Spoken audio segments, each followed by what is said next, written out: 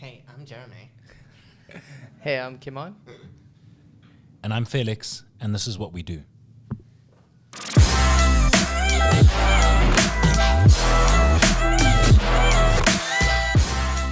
Pretty cool, right? Ever since we got a green screen, it's just been the new toy, huh? Yeah. Well, it looks so trippy over that I'm going to overlay, I don't know, maybe some cool random snippets of something. So we can continue the conversation we were having earlier. Jeremy was telling us about 3 different things he wished he knew when he was starting out as a freelance designer or whatever, or as a creative. So, I don't know, maybe let's kick off from there. You can run us off. What are some of the things you wish you knew when you were starting out? I think if you're looking to get into freelancing or any sort of entrepreneurship, solopreneurship role, I think the biggest thing that you can really set up and do yourself a favor with is probably setting up good client boundaries and along with good client relationships. Setting up those boundaries just will save you a lot of grief, a lot of problems, just a lot of heartache in the long run, and it makes sure that both parties, the client and yours, get respected accordingly. Is that something you didn't do well when you were starting out? What happened? I think in my early days, likewise, when you're young, you're trying to prove yourself. It's especially in the creative industry, and when you're starting out, it's daunting because it's known as a very saturated industry at the bottom level. I mean, you can just go on to Fiverr, you can go on on any of these freelance platforms, and you will be outbid and undercut on price left, right, and center. So you're always trying to do the best work that you can do. So when a client does actually come and give you the light of day and actually want to work with you, you want to naturally work your butt off and do something that's really special. Now, it's really good to do that, making sure that the value is there for the client, and you do want to do a good job because that will lead to potentially bigger opportunities in future. But along with that, it kind of leads to that conversation again of kind of being a bit of a people pleaser, where you sell the moon, or just like, oh, no problem.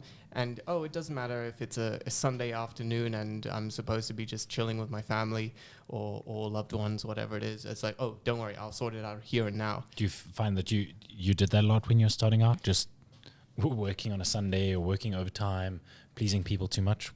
I would say that I have done that, but I think it's less so much, for me personally, that aspect was less of a people pleaser and that more of a workaholism kind of situation. Okay.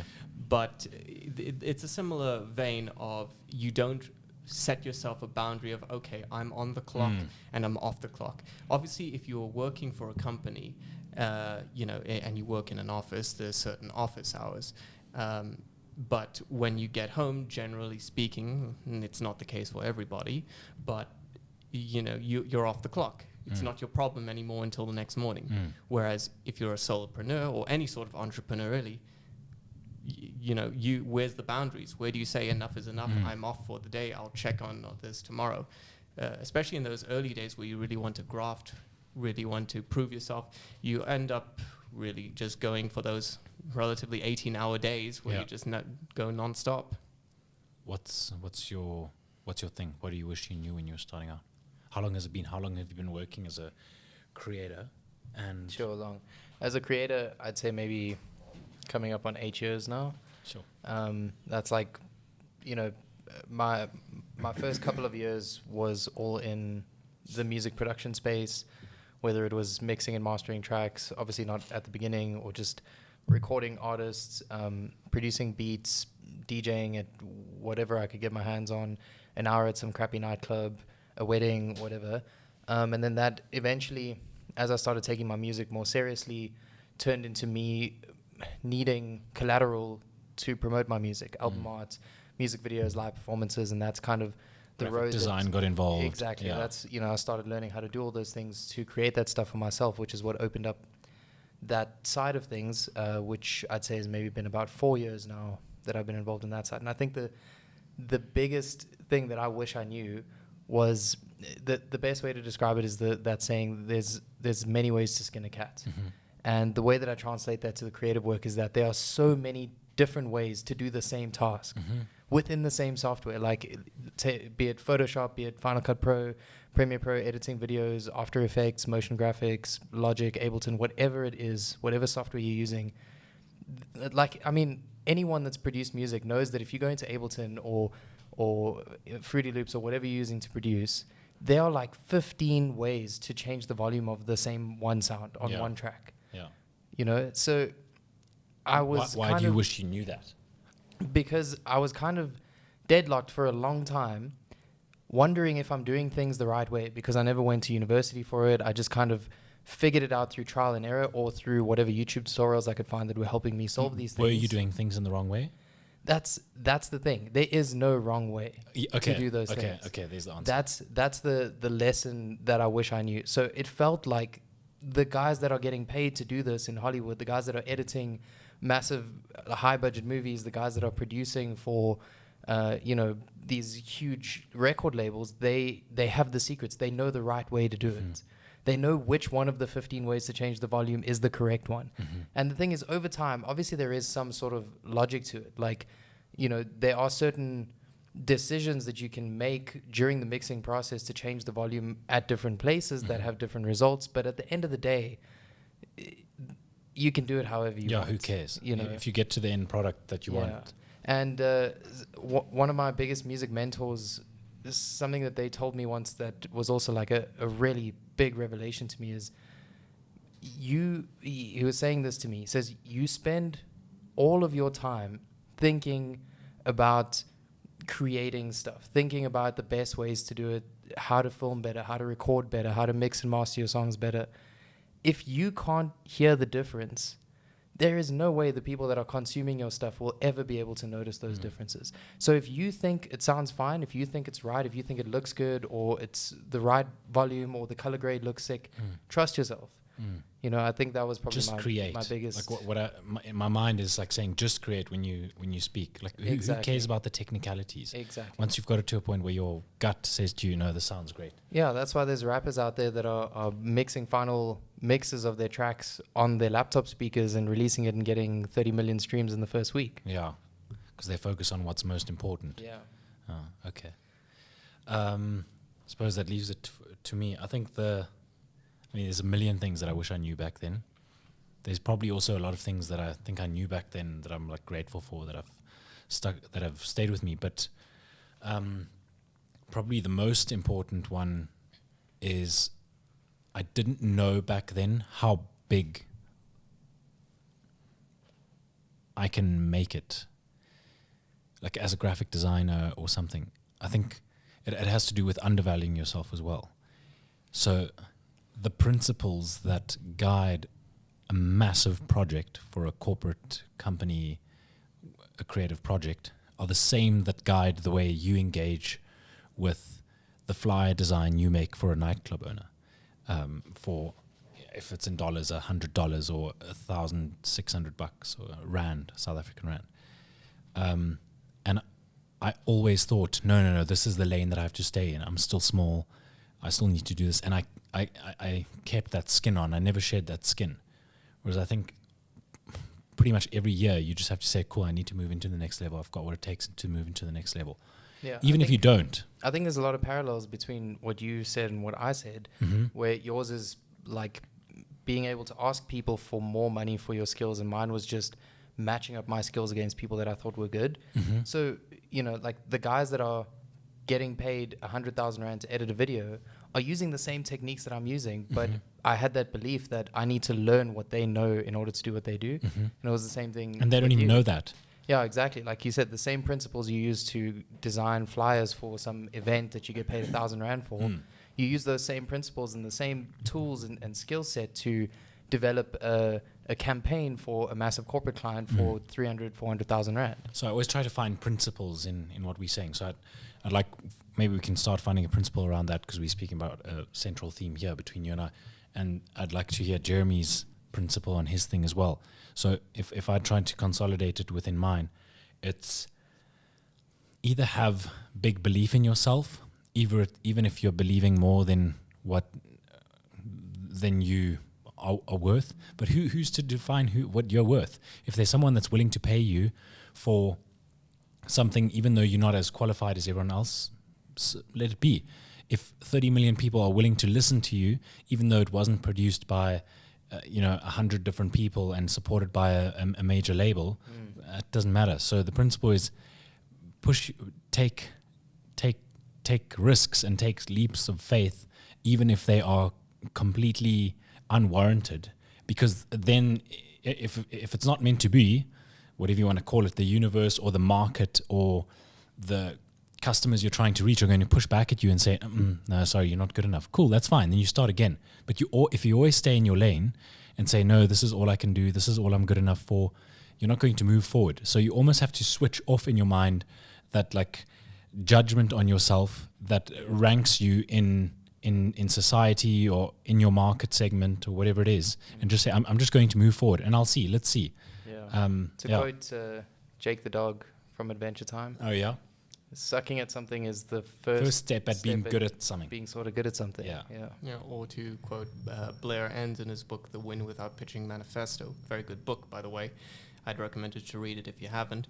It's plant your flag and then run like hell. Yes, we were speaking about this morning. So even if you are not, let's just say you're doing something that's a little out of your depth. Obviously, there's being realistic as to, you're high jumping something that's the height of the Empire State Building or something. But if there is it's a little bit outside of your general depth, stuff it. Go for it. Try it. Who cares? What's going to happen? You're going to fall and you might break a couple bones. That's cool. But we're so afraid of that people will judge us, and they probably will. So who cares? They'll judge you, and then you'll step back in line. You'll try again, and then you'll fail, and then you'll try again. And especially when you're small, when you're just starting out, that is the perfect opportunity to fail.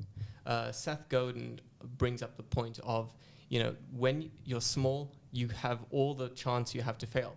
But whereas when, let's just say you're the lead of a marketing team dealing with Fortune 500 companies, and the work you produce can have significant impact on the bottom line of this company, where it can affect the market really badly. We've seen some botched ad campaigns that have disastrous results. Time to experiment.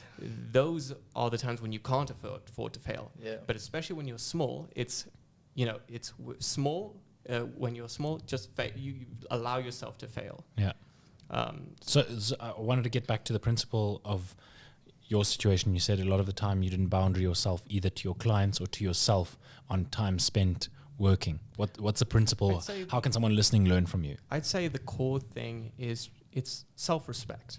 Okay. It's having self-respect, because if you don't respect yourself, you don't respect your craft and your ability, then you're going to bend the knee to whatever because you feel intimidated or scared by your client or whoever you're answerable to. But having that self-respect that, no, I'm a creative professional, I have a skill set that this person does not have, and I'm helping them solve that problem. I am something they need. And not to not to give yourself an inflated ego or anything, but just having that self-respect of, hey, we're working together. This is a client relationship. It's not a master and slave situation. This is two business people working together to solve a problem. Having that, just in general, self-respect for yourself and for your trade, it just solves a lot of problems, because especially when it comes down to clients overstepping boundaries, or you not looking after your physical health because you're too busy grafting, all of that generally just comes with just respecting yourself and having that inner self-worth about yourself. Would you agree that genuinely being good at your job, like being technically able to do the stuff that you can do at a really high level, helps you have that confidence and set those boundaries? So the better you are at your job, the easier it might be to have that self-respect and stand strong in your boundaries. No, because everyone should have self-respect for themselves. I think that conversation, because that leads into conversations, say, as imposter syndrome. Yeah. Especially when starting out, there's a matter of having the humility to acknowledge that, no, I'm not the best designer that ever lived. And there are many other creatives out there that can one-up me. But also acknowledging how far you've gone. I know in my own personal journey when I was learning the craft, you know, in our previous conversation, we were talking about how does one, you know, tune their eye, and you saturate yourself with, say, the best graphic design or the best pieces of work ever produced. But you spend so much time, I guess you could say, looking up at all those masterworks. You spend no time looking at where you are along that chain, and you definitely don't spend any time looking down. But whatever work you produce, you constantly judge yourself against the best of the best, which is in of itself toxic, because yes, you know, you're not the best of the best, but you're certainly better than a lot of frankly a lot of the amateurs. And just to echo, you know, your point on, you know, taking risks, is that famous thing, you know, there are a lot of people who are worse than you are at your craft who are getting paid more than you. Yeah. So just because, there's this, I guess you could say, I had this thought of, you know, I need to produce work of this caliber and this level if I want to be paid this amount. To an extent, there's some truth to that, because obviously if you create crap work, it's crap work. But once you reach a certain threshold of quality, that stops being the case. Yeah. So no, you do not need to paint the Mona Lisa again and again and again and again in order to be paid the big bucks. You can be paid that kind of money for something that's a lot more simple. So quality of work is not the be-all and end-all of how much you can earn as a creative. So we are running out of time because we had a limited amount of time that we had to shoot today's podcast. I've got an idea. We all end off with a single phrase of advice that we would give to someone struggling with the same thing that we struggled with. So, Jeremy, come on, then I'll end off. So for me, to summarize everything I said, love yourself and respect yourself. You are a professional, and treat yourself like one. Okay. Yeah, I think for me, it's stop watching TV and start watching YouTube. Okay, I like that actually. For me, it would probably be take some risks. That's pretty much it. Take some risks. I'll keep it simple. Cool. Thanks everyone for watching. Thanks for the 5 of you that watched this. We appreciate you very much. We don't know who you are, but one day we will meet you. So see you very soon. Subscribe, like this, leave a comment so that we get more than, how many subscribers do we have? Like 30 or something? Hey? Yeah, we need our dopamine. Oh yeah. We'll do a special shout out to our 50th subscriber. Yeah. And if there's a topic you particularly want to hear, feel free to write that in the comment section. Let us know. What kind of topics do you want us to talk about? We'd love to chat about any problems that you're facing in your creative journey. And just add fuel to the fire. So be sure to comment. Cool. Sweet. Thanks for tuning in. Peace.